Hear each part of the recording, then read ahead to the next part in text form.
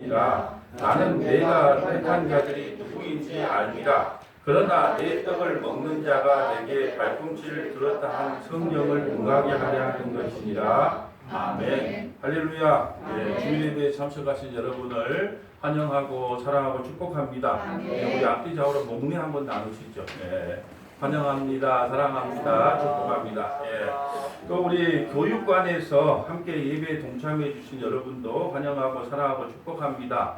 또 유치부실에서 함께 예배에 동참해 주신 모든 분들도 환영하고 사랑하고 축복합니다. 예. 한 휴가를 2박 3일 정도 가서 여러 사람들도 만나고 맛있는 것도 많이 먹어서 새 힘이 넘칩니다. 그런데 월요병이 온 것 같은 너무 재밌게 놀아서 그런지 너무 월요병이 온 것 같은 그런 느낌이에요. 우리 하여튼 이번에 교회에서 신경을 써주시고 또 이렇게 또 휴가를 허락해 주신 또 우리 장로님들과 또 우리 교회 우리 권석분들에게 감사의 말씀을 드립니다. 오늘은 신약성경을 통해서 어떻게 구약의 모든 말씀이 신약으로 연결이 되는지, 다시 말해 새 언약으로 성취가 되는지 말씀을 통해서 한번 살펴보도록 하겠습니다. 예수님이 이 땅에 오신 이유는요, 하나님의 모든 약속을 이루기 위해 오셨습니다. 하나님의 모든 약속은 아들과 창세전의 언약한 내용을 이루는 것입니다. 그 언약이 무엇이냐 하면 십자가를 통하여 자기 백성을 하나도 잃어버리지 않겠다는 것입니다. 그 언약이 구약의 모형으로 드러나고 신약에서는 성취가 되는 것을 살펴볼 수 있습니다. 그래서 오늘 설교 제목이 뭐냐 하면 모든 약속을 응하게 하신 성령님이에요. 모든 약속이 성령님으로 오셔야만이 모든 하나님의 말씀이 다 응하여진다는 겁니다. 요한복음 6장 37절에 보면 아버지께서 내게 주시는 자는 다 내게 올 것이요 내게 오는 자는 내가 결코 내쫓지 아니하리라. 내가 하늘에서 내려온 것은 내 뜻을 행하려 함이 아니요. 예수님께서 이 땅에 오신 목적은 예수님이 하나님이시기 때문에 마음대로 일하시려고 오신 것이 아니고 하늘에 계신 아버지의 뜻을 이루고 오셨는데 그 뜻이 뭐냐 하면 십자가를 통하여 자기 백성을 단 한 명도 놓치지 않고 모두를 구원시키는 게 아버지 하나님의 약속입니다. 나를 보내신 이의 뜻을 행하려 함이니라. 나를 보내신 이의 뜻은 내게 주신 자 중에 내가 하나도 잃어버리지 아니하고 마지막 날에 다시 살리는 이것이니 십자가를 통하여 이 일을 하러 오셨다는 거예요. 여러분 예수님이 이 땅에 오셔서 우리의 소원을 들어주거나 우리의 꿈과 비전을 이루어주기 오신 것이 아니고 하나님 아버지와 창세전에 약속을 했는데 어떤 약속을 했냐? 십자가를 통하여 내 백성을 너는 구원해주는 그 역할을 감당하거라. 아버지로부터 그 특명을 받고 이 땅에 오셔서 자기 백성을 구원하셨다는 겁니다. 40절에 보면 내 아버지의 뜻은 아들을 보고 믿는 자마다 영생을 얻는 이것이니 마지막 날에 내가 이를 다시 살리리라 하시니라. 내가 진실로 너희에게 이르노니 믿는 자는 영생을 가졌나니 내가 곧 생명의 떡이니라. 예수님께서 이 땅에 오신 목적이 확실하게 성경에 기록되어 있어요. 다시 말씀드리지만 저와 여러분의 소원과 비전을 들어주시기 위해 오신 것이 아니라 아버지의 소원을 들어주시고 오셨다는 거예요. 그 아버지의 뜻을 응하게 하기 위해 오셨다는 겁니다. 성경에 여러 군데에서 아버지의 뜻을 응하게 하기 위했다라는 설명이 몇 군데 나오는데 한번 살펴보도록 하겠습니다. 요한복음 13장 2절에 보면 마귀가 벌써 시몬의 아들 가룟 유다의 마음에 예수를 팔려는 생각을 넣었다. 그러니까 예수를 팔려고 하는 마음을 누가 줬다고요? 마귀가 줬다는 거예요. 마귀가. 그러면서 18절에 보면 내가 너희 모두를 가르쳐 말한 것이 아니니라. 예수님께서 이제 세족식을 하고 나서 제자들 발을 씻겨지고 나서 유월절 만찬을 할 때 그 하신 말씀인데요. 내가 모든 사람을 다 구원하는 것이 아니다. 그 말이에요. 나는 내가 택한 자들이 누구인지를 압니다. 창세전에 생명책에 기록된 자가 누군지를 안다는 거예요.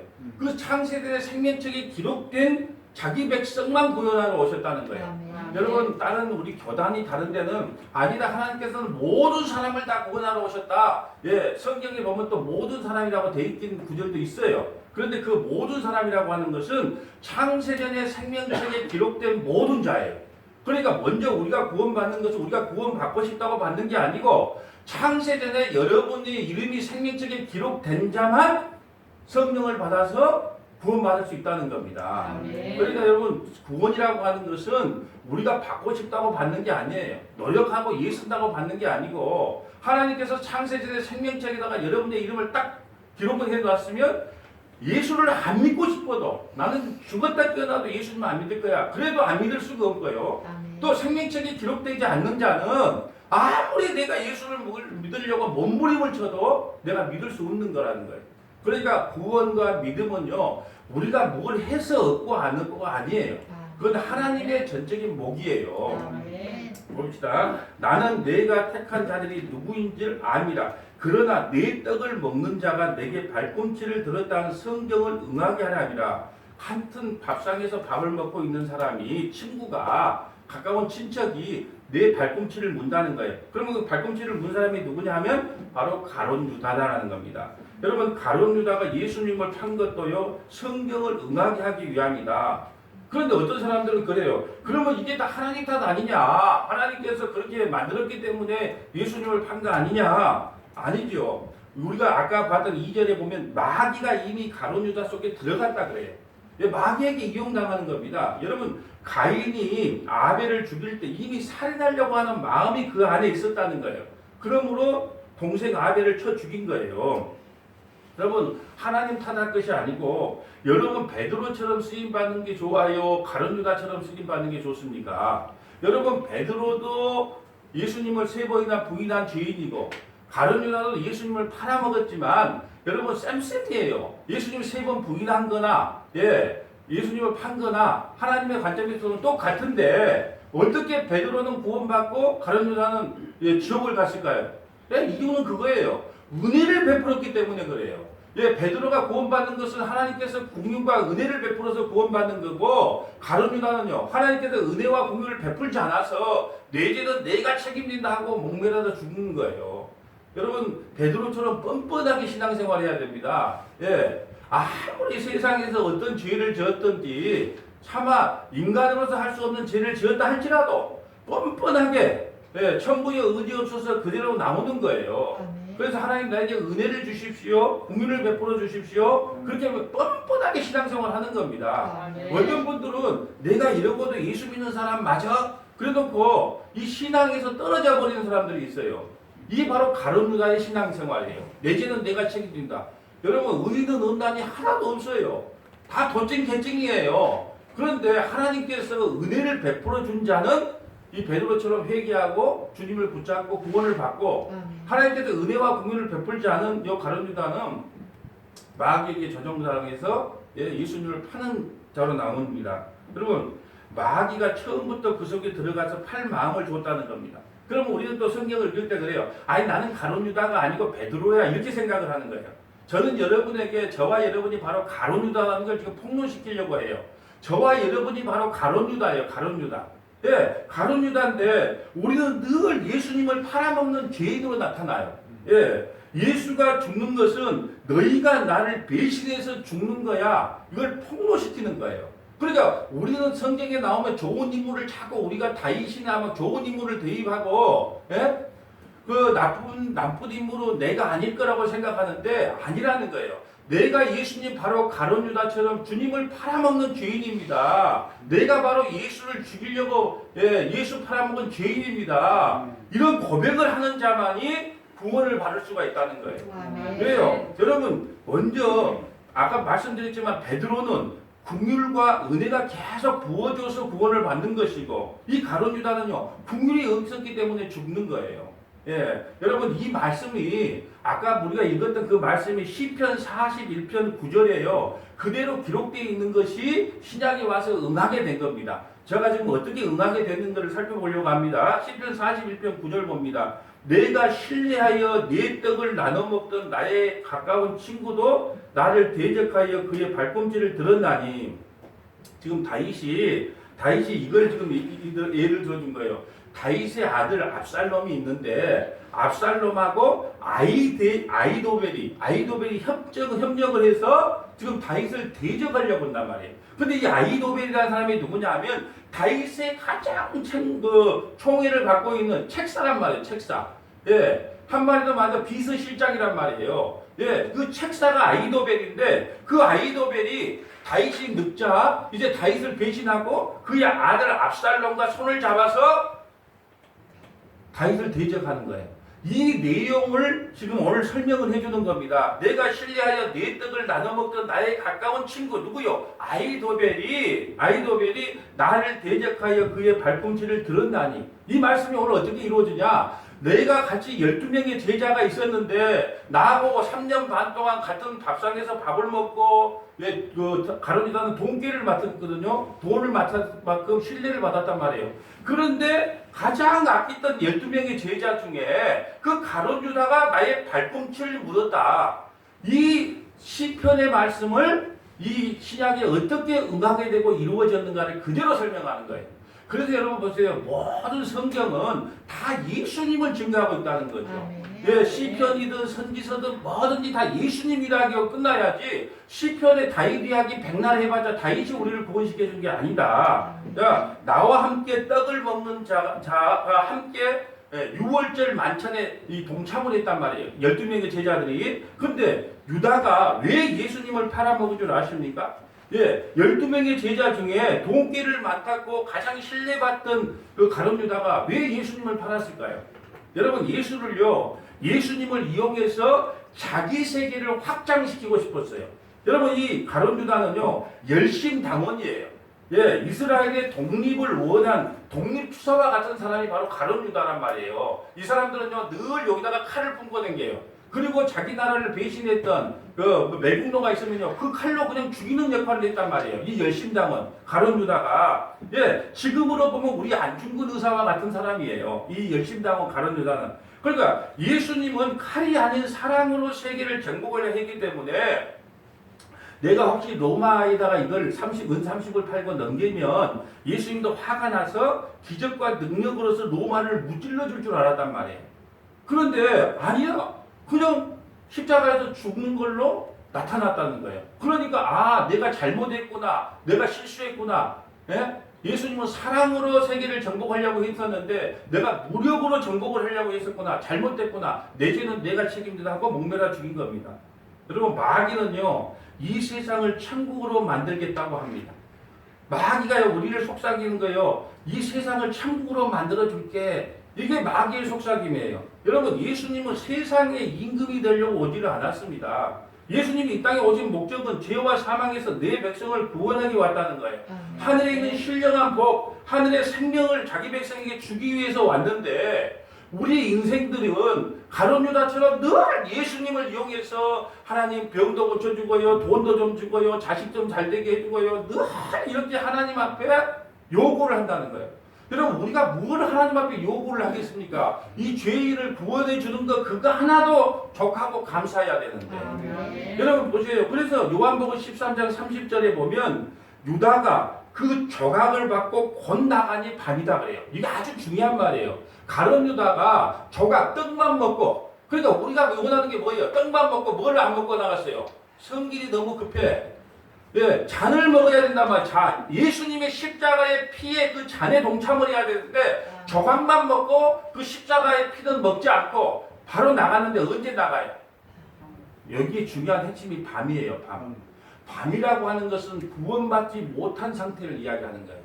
그래서 우리가 저녁이 되고 아침이 돼야 돼요. 그럼 저녁이 되고 끝나는 인생이 있단 말이에요. 그래서 밤에 나갔다는 말이 진짜 핵심이에요. 떡만 먹고 곧 밤에 나갔더라. 그 말은 뭐냐? 너희들은 나의 필요한 것만 챙겨 먹고 바로 밤에 나가서 구원받지 못한다는 거죠. 떡만 먹고 나갔지 그 잔을 먹어야 되는데 먹지를 못해요.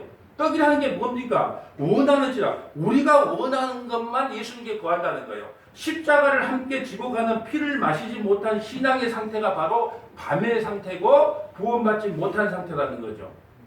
예수님께서 이 땅에 오셔서 미움을 받는 것도 구약에 있는 성경 말씀을 다 응하게 하려 합니다. 예, 한번 또 볼게요. 요한복음 15장 25절 봅니다. 요한복음 15장 25절. 그러나 이는 그들이 율법에 기록된 바 그들이 이유 없이 나를 미워하였다 한 말을 응하게 하였다. 여러분, 코로나19가 터졌을 때 맨날 교회 가면 뭐라 그래? 아, 식당에 가면 코로나 안 걸립니까? 그런데 이상하게 교회를 못 잡은 것을 안다를 하는 것처럼 교회 막 노래를 부른다는 거예요. 예. 그리고 예수님 이야기만 나오면 핏대를 올리고 그렇게 미워하고 싫어한단 말입니다. 왜 그럴까요? 오늘 율법에 기록된 바 그들이 이유 없이 나를 미워하였다 한 말을 응하게 하기 위해서 그랬다는 거예요. 예, 시편 35편 19절에 보면 부당하게 나의 원수된 자가 나로 말미암아 기뻐하지 못하게 하시며 까닭없이 나를 미워하는 자들이 서로 눈짓하지 못하게 하소서. 시편 69편 4절 까닭없이 나를 미워하는 자가 나의 머리털보다 많고 부당하게 원수가 되어 나를 끊으려 하는 자가 강하였으니 내가 빼앗지 아니한 것을 물어주게 되었나이다. 까닭없이, 그러니까 시편 69편 4절의 말씀을 응하게 했다. 그래서 예수님이 이 땅에 오시면 반드시 환난과 핍박과 고난을 당할 수밖에 없어요. 왜요? 하나님의 말씀이 응하게 되려니까요. 여러분, 이뿐 아니라 예수님의 죽으심과 속옷 갖고 제비를 뽑는 사건, 또 목이 마르시는 사건, 뼈가 꺾이지 않는 사건, 이 모든 것이 구약에 다 기록된 대로, 예수님은 성경 말씀을 구약에 기록된 대로 신약에 와서 하나님 말씀을 그대로 응하게 하셨다는 거예요. 응하게 하셨다. 여러분, 오늘은 저번 주는 우리가 베드로 설교를 통해서 한번 살펴봤는데, 오늘은 사도 바울의 설교를 통하여 구약의 예언이 어떻게 신약에 응하게 되었는지 바울의 첫 번째 설교를 통해서 한번 살펴보도록 하겠습니다. 바울이 유대 회당에 가서 첫 번째 설교를 합니다. 근데 이 유대인들은 믿지를 않아요. 사울이 비시디안 안디옥 회당에서 어떻게 구약이 이 신약으로 성취되었는지를 딱 설교를 해요. 여러분, 스테반의 설교를 여러분 알 겁니다. 사도행전 보면 7장 8장에 보면 스테반의 설교가 나오는데 창세기부터 요한계시록까지 쫙 성경을 설명을 해줘요. 그런데 그 스테반의 설교를 듣고 어떻게 해요? 사람들이 회개했다? 돌을 가지고 스테반의 설교가 싫다고 스테반을 돌로 쳐 죽입니다. 여러분, 오늘 바울 설교도 예수님으로 끝나고요. 스테반의 설교도 예수님으로 끝나요. 구약 전체를 설교하면서 구약의 예언이 어떻게 신약에 성취되었는지 그걸 한번 살펴보도록 합니다. 사도행전 13장 5절. 자, 사도행전 13장에서만 살펴보도록 하겠습니다. 사도행전 13장 15절입니다. 율법과 선지자의 글을 읽은 후에, 율법과 선지자는 구약 성경을 읽은 후에, 자, 회당장이 사람을 보내어 물어 이르되 형제들아 만일 백성을 구원할 말이 있거든 말하라 하니, 자, 이제 제사장이 그러는 거예요. 자, 회당장이 야 바울 너 할 말 있으면 해봐라. 예, 바울이 일어나 손짓하여 말하되 이스라엘 사람들과 및 하나님을 경외하는 사람들아 들으라. 사랑하는 사모나교의 믿음의 권속이여 들으시오. 이렇게 말하는 겁니다. 자, 이 백성, 이 이스라엘 백성의 하나님이 우리 조상을 택하시고, 예, 언제 택했어요? 예, 창세전에 택하시고 애굽 땅에서 나그네 된 그 백성을 높여 큰 권능으로 인도하여 내사 지금 애굽에 다시 말해 죄와 사망에 빠져서 있는 우리를 누가요? 예수님이 구원해 주셨다. 예, 자기 백성을 구원해 주셨다. 그걸 설명을 합니다. 그리고 18절에 보면 광야에서 약 40년간 그들의 소행을 참으시고, 여러분 소행을 참았다는 말을 하나님께서 왜 쓰셨을까요? 여러분 40년 동안 하나님께서 먹이고 입히고 재우고 불기둥 구름기둥으로 인도를 했는데 그들이 어떻게 됐어요? 예, 가나안 땅에 들어가자마자 바로 고무신을 거꾸로 신고 이방신을 섬겼단 말이에요. 그래서 광야 40년 동안 그 소행을 하나님께서 참으셨다는 거예요. 여러분, 우리가 하나님이 우리에게 우리 행한 대로 한다 그러면 이곳에 앉아있는 분 아무도 없어요. 행한 대로 갚아주겠다 그러면. 근데 하나님께서는요, 우리가 요즘 선지서를 보고 있지만 늘 끝에는요, 내가 용서하겠다, 사랑하겠다, 다시 그걸로 끝나는 거예요. 그러니까 하나님께서 우리를 책망하신 것 법대로 만약에 기준을 삼았다면 이곳에 남아있는 저와 여러분 한 명도 없어요. 근데 하나님께서 법으로서 우리를 대하신 게 아니고 사랑과 은혜와 국민로 되었기 때문에 우리가 예배 자리에 나올 수 있었던 겁니다.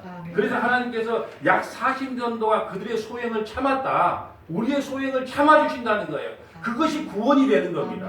네, 19절 보면 가나안 땅 7족속을 멸하사 가나안 땅에 들어가서 7족속을 멸했고 그 땅을 기업으로 주시기까지 약 450년간이라 450년간 사사시대가 이루어지는 거예요. 그 후에 선지자 사무엘 때까지 사사를 주셨더니 그 후에 그들이 왕을 구하거늘 하나님이 베냐민 사람 기스의 아들 사울을 40년간 주셨고 일대 왕으로 사울 왕을 세워줬다는 거예요. 그리고 하나님께서 22절 패하시고 이대 왕 다윗을 왕으로 세우시고 중건하여 이르시되 내가 이새의 아들 다윗을 만나니 내 마음에 맞는 사람이다. 내 뜻을 다 이루리라 하시더니 여러분 일대 왕 사울은요 이력서를 보면요 보통 사람보다 키가 한 뼘 더 크고 외모 지상주의를 추구할 만큼 엄청나게 킹카였단 말이에요. 사울왕이. 그런데 다윗은요 그렇게 생기지를 못했어요. 예, 이세 8번째 아들로 태어나서 그냥 목동이에요. 목동. 저 남면촌에서 그냥 농사짓는 아니면 소 뜯기는 그런 목동을 데려다가 다윗을 사용했단 말이에요. 그래서 저는 그래요. 만약에 어느 교회 청빙을 할 때 이력서를 하면 다윗 같은 이력서는 별로 인기가 없겠구나. 사울왕 같은 이력서.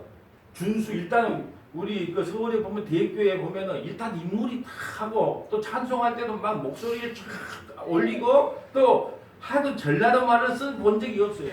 막 그냥 완전히 서울 표준말을 쓰고 그런 분들을 아마 이력서 내면 바로 될 것 같아요.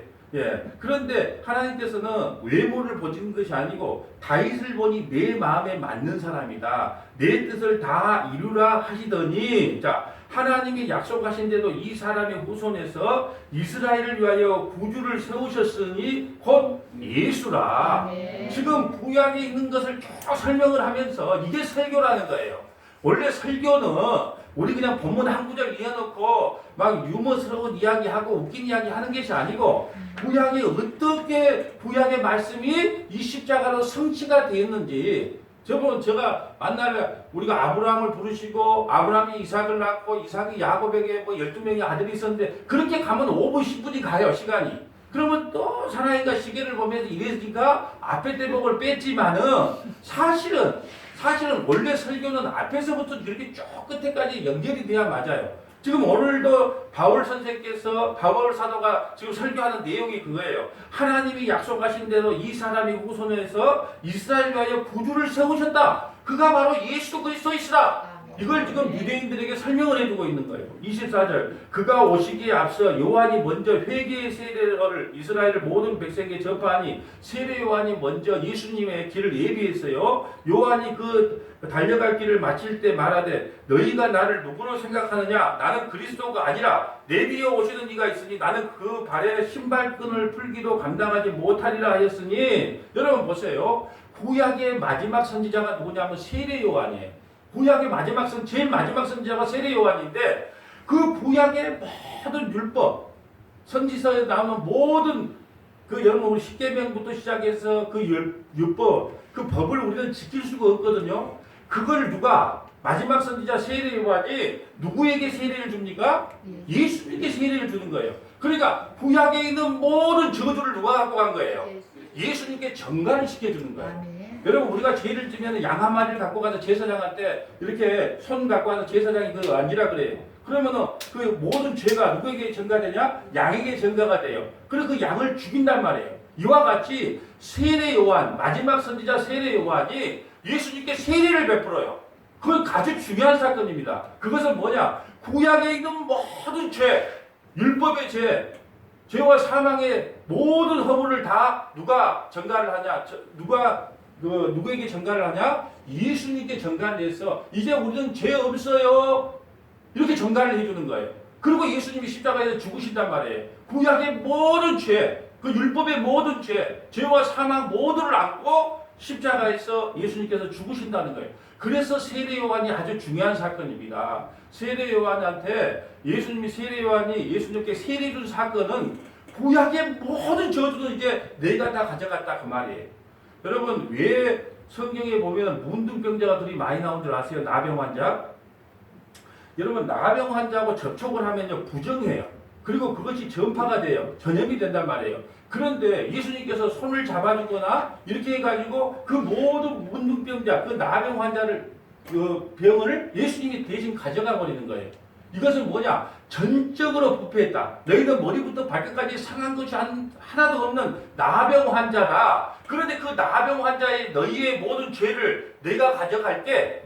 그러면서 예수님께 전가를 해주는 거예요.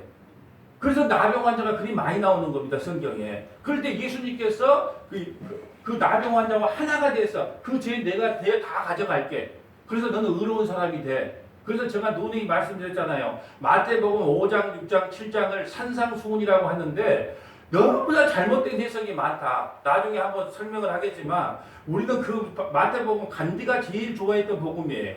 예. 그리고 여러분 앵간한 종교인들은요 마태복음 5, 6, 7장을 모르는 사람이 없어요. 왼밤을 맞으면 오른밤을 대라, 오리를 가면 십리를 가라. 예? 다 이런 말. 그러니까 이걸 윤리 도덕적으로 해석을 해요. 그리고 이걸 꼭 지켜야지. 그렇게 되면 8장의 문둥병자가 등장을 할 수가 없어요. 그럼 우리 지키라고 주는 것이 아니에요. 우리는 못 지킨다고 폭로돼야 맞단 말이에요. 설교를 뒤집어야 돼요. 우리가 지키려고 해보세요. 어떻게 해요? 목숨을 다하고 힘을 다하고 예, 모든 걸 다해서 그걸 지켜야 그랬어요. 하나님은. 근데 지킬 수가 있어요? 못 지킵니다. 그럼 어떻게 고백돼야 돼요? 바로 8장에 보면 문둥병자가 나병 환자가 딱 등장을 하잖아요. 그러면 그 5, 6, 7장을 보면서 어떤 고백이 나와야 돼요? 하나님, 나는 산상수훈 중에 단 한 구절도 제대로 지키지 못한 전적인 부패한 죄인입니다. 날 좀 살려주세요. 네, 이렇게 돼야 비로소 문둥병자가 치료를 받는단 말이에요. 그런데 그걸 반대로 지켜보겠다고 그 몸부림치고 그러면 못 지키면 몇 개 지키면 그래요. 나는 이렇게 지켰다. 하나님 말씀 잘 지켰다. 너는 왜 안 지켰니? 이렇게 나오는 거예요.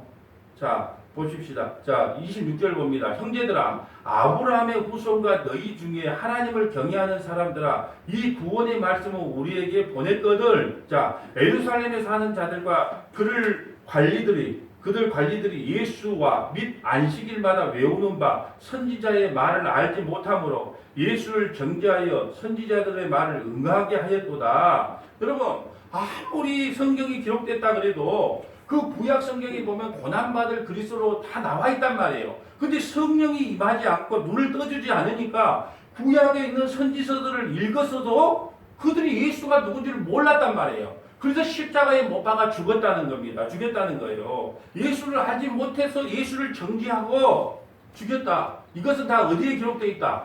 예, 성경에 기록되어 있다. 이것을 응하게 하기 위해서 로마는 세상으로부터 예수님께서 고난당하고 십자가에 죽으신 겁니다. 죽을 죄를 하나도 찾지 못하였으나 빌라도에게 죽여달라 하였으니 여러분 유대인들은요 이 사형 집행권이 없어요. 그래서 로마의 그 빌라도에게 가서 이 예수를 죽여달라 그래요. 그리고 예수님이 아무리 죽이려고 해도 죽일 죄를 찾지를 못해. 28절 죽일 죄를 하나도 찾지 못하였으나 빌라도에게 죽여달라고 했단 말이에요.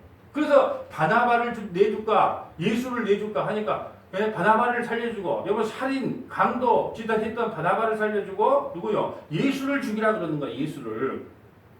자 성경에 그를 가르쳐 기록한 말씀을 다 응하게 한 것이라 후에 나무에 내려다가 무덤에 두었으나 그러니까 지금 제가 설명하고 싶은 건 뭐냐 구약에 있는 모든 말씀이 예수 그리스도를 통해서 응하게 되었는데 예수 그리스도께서 그 말씀을 다 응하게 하려면 반드시 성령이 와야 구약에 있는 모든 말씀이 온전히 응하게 된다는 거예요. 아멘. 그래서 성경에 그를 가르쳐 기록한 말씀을 다 응하게 한 것이라 후에 나무에 내려다가 무덤에 두었으나 하나님이 죽은 자 가운데서 그를 살리신 것이다. 아멘. 예수님께서 십자가에 죽으시고 3일 만에 그 무덤에서 다시 살아났다는 거예요. 아멘. 우리가 요나 사건을 통해서 요나가 니느웨로 가라고 했는데 다시스로 갈 때 물고기 뱃속에서 3일간 있다가 토에 나온 거하고 같은 사건이단 말이에요. 아멘. 예, 그래서 30절에 31절에 보면 갈릴리로부터 예루살렘까지 함께 올라온 사람들에게 여러 날 보이셨으니 그들이 이제 백성 앞에서 그의 증인이라. 자, 예수님은 부활하신 후에 이 땅에 40일간 계셨어요.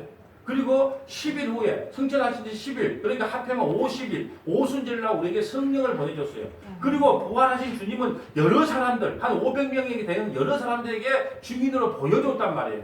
예, 그 성경 말씀을 그대로 지금 바울이 설명을 해주고 있는 겁니다. 32절, 우리도 조상들에게 주신 약속을 너에게 전파하노니 곧 하나님이 예수를 일으키사 우리 자녀들에게 이 약속을 이루게 하셨다 함이라. 시편 둘째 편에, 시편 2편에 기록된 바와 같이 너는 내 아들이라 오늘 너를 낳았다 하셨고, 34절에 또 하나님께서 죽은 자 가운데서 그를 일으키사 다시 썩음을 당하지 않게 하실 것을 가르쳐 이르시되 내가 다윗의 거룩하고 미쁜 은사를 너희에게 주리라 하셨으며 또 다른 시편에 일렀으되 주의 거룩한 자로 썩임을 당하지 않게 하시리라 하셨느니라. 그러니까 시편에 나온 말씀이 예수 그리스도를 통해서 그대로 다 응하게 된다는 것을 지금 설명합니다. 36절에 다윗은 당시에 하나님의 뜻을 따라 섬기다가 잠들어 그 조상들과 함께 묻혀 썩임을 당하였으나 너희들이 가장 존경하는 사람이 누구냐? 다윗 아니냐? 여러분, 우리나라에서 가장 존경받는 왕이 세종대왕이에요. 그리고 가장 싸움을 잘했고 지략이 높은 장군은 이순신 장군이에요.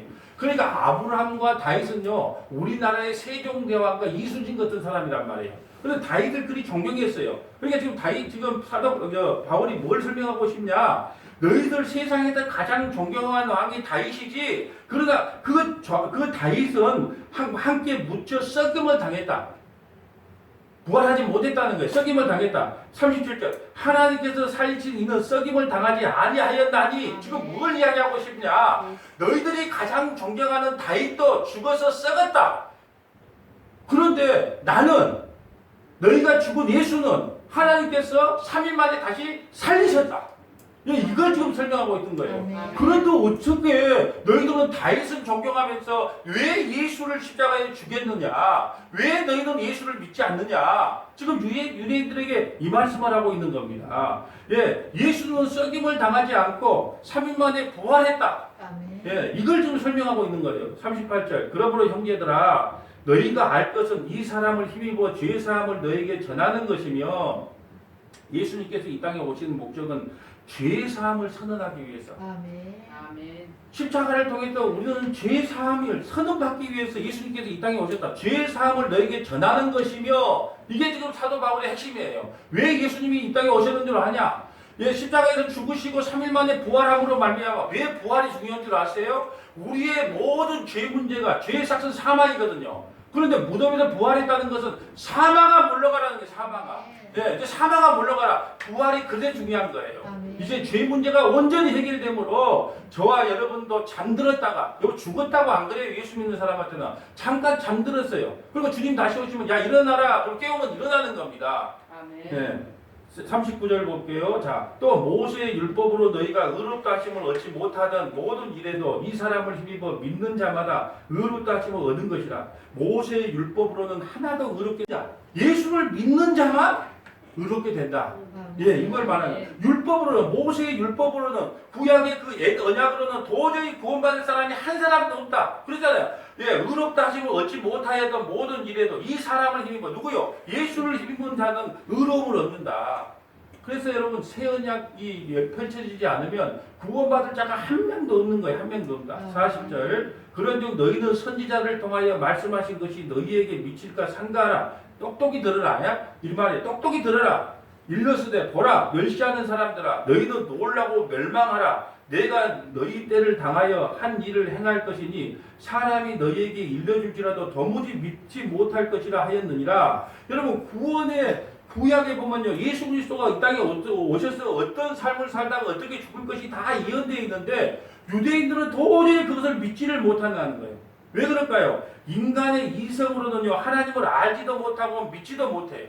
그래서 오직 성령이 오셔야만 예수님이 누구신지를 알고 회개하고 믿게 된다는 거예요. 그런데 도무지 믿지 못할 일을 하겠다는 거예요. 그것이 뭘까요? 성령을 보내줘서 회개하고 돌아오는 역사가 일어날 것이다. 네, 그걸 이야기하고 있습니다. 42절 그들이 나갈 때 사람들이 청하되 다음 안식일에도 이 말씀을 하라 하더라. 예, 너무 설교를 잘했는가 봐요. 다음 안식일 때도 한번 설교해 주세요. 43절 회당의 모임에 흩어진 후에 유대인과 유대교에 입교한 경건한 사람들이 많이 바울과 바나바를 따르니 두 사도가 더불어 말하고 항상 하나님의 은혜 가운데 있으라 권한다. 여러분 보세요. 사도 바울과 바나바가 말씀을 전할 때 하나님의 경건한 사람들이요 그 말씀을 믿는 자가 나타나요. 그런데 보세요. 자, 조금 이따 45절에 44절 45절 볼까요? 믿는 복음이 선포되면 회개하고 예수님을 믿는 사람이 나타난가 하면 아니면 돌로 쳐서 죽이려고 하는 사람이 나타난다는 거예요. 반드시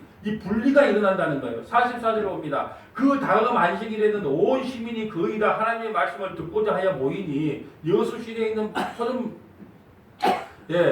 여수 시민들이 성원하기 위해 설교를 듣겠다고 다 모였습니다. 예, 모였어요. 그러면 봅시다. 자, 유대인들이 그 무리를 보고 시기가 가득하여 바울이 말한 것을 반박하고 비방하거든. 여러분 복음을 바르게 전하면 회개하고 예수님을 믿어야 되는데 반박하고 비방을 합니다. 비방을 해요. 반드시 복음을 전하면 이 분리의 역사가 일어나게 된다. 46절 바울과 바나바가 담대히 말하여 이르되 하나님의 말씀을 마땅히 먼저 너희에게 전할 것이로되 너희가 그것을 버리고 영생 얻기에 합당하지 않는 자로 자처하기로 우리가 이방인에게를 향하노라. 유대인들이 오히려 자기 땅에 오매 자기 백성들이 영접하지 않아요. 그래서 그 복음이 어디로 흘러갑니까? 예, 이방인들로 흘러가는 겁니다. 주께서 이와 같이 우리에게 명하시되 내가 너를 이방의 빛으로 삼아 너로 땅끝까지 구원하라 하리라 하셨다 하니 48절 이방인들이 듣고 기뻐하여 유대인들은 믿지 않는데 이방인들은요. 여러분 그래서 제가 말씀을 드렸잖아요. 누가 야 예수 믿는 기적이 뭐냐 하면 여러분은요 맨날 기적을 경험하고 사시는 분들이에요. 왜 그럴까요? 저 팔레스타인 땅에 베들레헴에 탄생하신 그 예수님 2000년 전에 목수의 아들로 오신 그 예수님이 우리를 위하여 십자가를 대신 지고 죽으신 구주로 믿어진다는 것 자체가 기적이란 말입니다. 기적. 그러니까 우리는 매일 기적을 경험하고 살아요. 뭐 병 고친 것만 기적이 아니에요. 귀신 쫓아낸 것만 기적이 아니에요. 우리가 예수님을 믿게 되었다는 것처럼 더 큰 기적은 없어요. 그러니까 우리는요 할렐루야가 절로 나와야 됩니다. 우리 로또 맞았어요. 로또 맞아. 예. 이방인들이 듣고 기뻐하여 하나님의 말씀을 찬송하며 영생을 주시기로 작정된 자는 다 믿어요. 이게 중요한 겁니다. 영생을 주기로 작정된 자만 믿어요. 그래서 여러분 살생부에 기록된 자가 있고 생명책에 기록된 자가 있어요. 창세전에 살생부에 기록된 자는 아무리 믿으라고 문목사 아니라 문목사 할아비가 와도 외쳐도 절대 안 믿어요. 왜요? 살생부에 기록된 자이기 때문에 그래요. 근데 창세전에 생명책에 기록된 작정된 구원 주기로 작정된 자는 믿지 말라고 도시락 싸고 말려도 끝까지 와서 믿게 된다는 거죠. 그러니까 여러분 살생부냐 생명책이냐 이것이 중요하다는 거예요. 49절 주의 말씀이 그 지방에 두루 펴지니라. 이에 유대인들이 경건한 귀부인들과 그 신의 유력자들을 선동하여 바울과 바나바를 박해하여 그 지역에서 쫓아내니. 여러분 복음을 전하면 반드시 하늘과 땅으로 나눠지는 역사가 일어나요. 그래서 유대인들과 경건한 귀부인들이 바울과 바나바를 박해하고 쫓아냈다. 두 사람이 그들을 향하여 발에 티끌을 털어버리고 이고니온으로 가거늘. 여러분 복음을 전할 때 간단해요. 우리는 죄인입니다. 회개하고 예수 믿으세요. 그럼 안 믿겠다. 네 손이지 내 손이냐? 그러면 발 털고 나오면 돼요. 그런데 여러분이 전하지 않으면 죄는 여러분이 감당을 해야 되지만 여러분은 나팔수로도 나팔수를 불었어요. 야 우리는 죄인이다. 우리는 예수 안 믿으면 다 지옥 간다. 그러면은 내가 죄인 맞구나 하고 창세전의 생명책에 기록된 자는 회개하고 예수님을 믿게 돼요. 그러니까 살생부에 기록된 자는요 죽었다 깨어나도 못 믿어요. 그럴 때는 안 믿으면 어떻게 해요? 네 손이지 내 손이냐? 손 털고 나오면 되는 겁니다. 이랬다는 거예요. 바나바와 바울도요 손 털고 나왔다 안 믿으려면 말을 하고 그렇다는 겁니다. 52절 제자들은 기쁨과 성령이 충만하니라. 아멘. 말씀을 정리합니다. 여러분 어떻게 베드로의 설교도 바울의 설교도요 이렇게 구약과 신약을 연결하여 설교를 할 수 있을까요? 이것은요 성령이 임해야 성경을 깨달을 수 있어요. 예수님이 이 성경이 모두 다 예수님 이야기구나. 여러분, 그래서 성경을요, 문자로 보면 예수님을 못 만나요. 그 안에 있는 예수님을 만나야 된다는 거예요. 네, 그래서 여러분, 베드로도 그렇고 바울도 그렇고 스테반도 그렇고 문목사도 그렇고 결국은 뭐냐? 회개하고 예수 믿으세요. 아멘. 성경은 그걸 기록하고 있다는 것을 선언하고 있는 겁니다. 아멘. 바울이 복음을 전하자 하나님이 영생주의로 작정되다 믿고 반대파는 바울과 바나바를 박해하고 쫓아냅니다. 오늘날도요, 복음을 전하며 회개하고 예수를 믿는 사람이 있고 믿지 않는 사람이 있습니다. 이것 또한 성경을 응하게 하신 하나님의 뜻이에요. 아멘. 예, 말씀을 정리합니다. 복음이란 모든 언약의 완성이신 예수 그리스도를 증거하는 것입니다. 아멘. 이 복음만이 우리가 영생할 수 있는 유일한 길입니다. 아멘. 이 은혜가 우리 서머나 교회에 임하기를 축복합니다. 아멘. 거룩하신 하나님 감사합니다. 아멘. 오늘은